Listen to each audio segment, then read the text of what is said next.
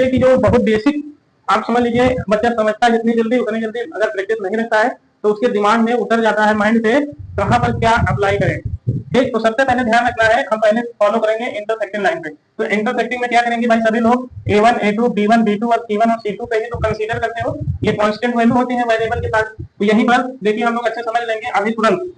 देखिए A1 यहाँ पर बताया है इंटरसेक्टिंग के लिए, अगर आपने किसी भी क्वेश्चन में A1 upon A2 equal to B1 upon B2 देख रहे हैं, लेकिन ऐसी कंडीशन पे आप जब कांस्टेंट वैल्यू दोनों इक्वेशन पे कंपेयर करेंगे, जब वो दोनों वैल्यू क्या हो जाए, यानी इनका जो रेशियो होगा कांस्टेंट का जब आप कंपेयर करेंगे तो इक्वल नहीं होना चाहिए, अदरवाइज इसको समझते रहिए। जैसे मान लो ये 1/2 और ये 2/3 आ गया, तभी वो क्या होंगी, लाइन, यानी दोनों इक्वेशन इंटरसेक्ट होंगी। और इस केस में आपको विशेष ध्यान रखना है, ठीक है, इस केस में आपको ध्यान रखना है बहुत अच्छे से। ठीक, यहाँ पर मैं लिख दे रहा हूं, यानी ये ध्यान रखना है, अब यहाँ वेरिएबल x है और y, यानी x की वैल्यू मैक्सिमम 1 आएगी और y की वैल्यू 1 आएगी, इससे ज्यादा नहीं आ सकती है। तो इसका सॉल्यूशन क्या होगा, यही पूछा जाता है, वन सॉल्यूशन।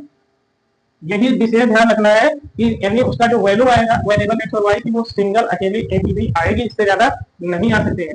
ठीक, तो पहली कंडीशन आपको ये मिल गई, ये बहुत जरूरी है, सभी बच्चे ध्यान दें।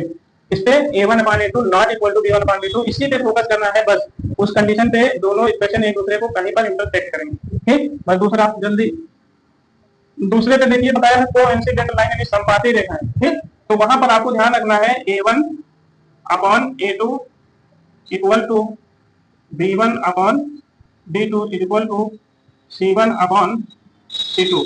यहाँ पर बहुत अच्छी चीज है, यहाँ पे आपको कंफ्यूजन ही नहीं होना है। इन्हें दोनों इक्वेशन में A1 A2 B1 B2 C1 C2 को आपको क्या करना है, कंपेयर करके इन्हीं क्वेश्चन से कोई भी 2 अवेलेबल इक्वेशन हो वहां से आप उठाएंगे और रेशियो में A1/A2 B1/B2 और C1/C2 इस पे जैसे आप पुट करेंगे तो वैल्यू का मतलब जैसे 1/2 1/2 1/2 यानी ऐसे आएगा, 3/5 3/5 3/5 ही आएगा।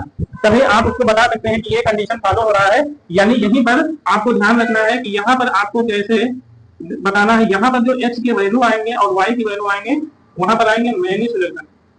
क्या जाएंगे, मैनी सॉल्यूशन, मैनी सॉल्यूशन आएंगे, यानी बहुत सारे हल निकलेंगे। ठीक है, यानी x की वैल्यू कहते हैं ना इनफाइनिटली, यानी बहुत ज्यादा, यानी अनंत वैल्यू आ जाएंगी। ठीक है, x की वैल्यू मतलब बहुत सारे आएंगे, वो कैलकुलेशन करना आपकी बस की बात नहीं है, जितना कहेगा उतना सॉल्व कर लेना है बस। तो तीसरी कंडीशन हमारे भी बस की बात नहीं है, कितना सॉल्व किया जाए, बस ये ध्यान रखना है। पैरेलल लाइन पे देखिए, पैरेलल लाइन मतलब कुछ आपके दिमाग में आई, मैंने तो बता दिया कि एक दूसरे को इंटरसेक्ट करेंगी, कोइंसिडेंट मतलब एक दूसरे से मिल जाएंगी। फिर पैरेलल का मतलब ये सभी बच्चे जानते हैं, ये तो लाइन क्या हो गई, पैरेलल, दोनों इक्वेशन आपके क्या इनफाइनिटली डिस्टेंस तक चलते रहेंगे, बट कहीं एक दूसरे से कहीं भी टच भी नहीं हो रहे हैं। ठीक है, जब इक्वेशन टच नहीं होगा तो वहां पर पॉसिबल नहीं है। कहते नहीं जो दूर रहता है उससे दूर ही रहता है। यहाँ पर आप x और y जो वेरिएबल है, कोई भी स्टूडेंट इसमें x और y की वैल्यू इस इक्वेशन में फाइंड नहीं कर सकता है, लेकिन उसके साथ अगर क्राइटेरिया आपको याद है तो कौन सी criteria, A1/A2 equal to B1/B2 यहाँ तक पॉसिबल हो और but not equal to C1/C2 हो, ये ध्यान रखना है। तो यहाँ पर आपको ध्यान रखना है, इसमें होगा नो सॉल्यूशन, इसमें कोई भी सॉल्यूशन नहीं मिलेगा, यानी इसमें एक भी ना x की वैल्यू मिलेगी ना y की वेरिएबल की वैल्यू आप फाइंड आउट करेंगे। इसके लिए मतलब ये इतना बढ़िया टॉपिक है, आपको विशेष ध्यान रखना है कि वेरिएबल के क्वेश्चन हमारे हैं, कोई क्वेश्चन नहीं है, लाइन है। ठीक, तो ये आपको मेरे हिसाब से बढ़िया समझ में आ गया होगा। ठीक।